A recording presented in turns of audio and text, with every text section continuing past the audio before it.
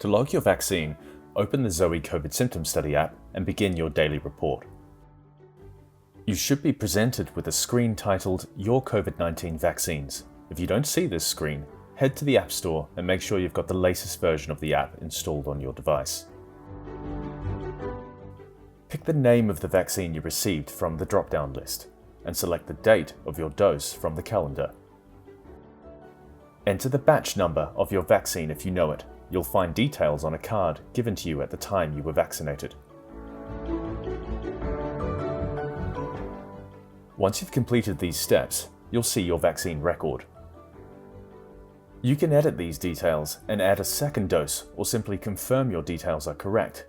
The app will then ask questions about any local after effects you might be experiencing around the injection site. Once you've completed this step, you can begin the usual symptom report. If you're not feeling quite right, whether or not symptoms could be a result of your vaccine, tell us about it.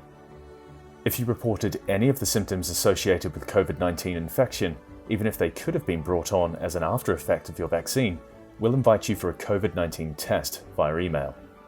Even though you've been recently vaccinated, we recommend you accept any invitation to test yourself for COVID.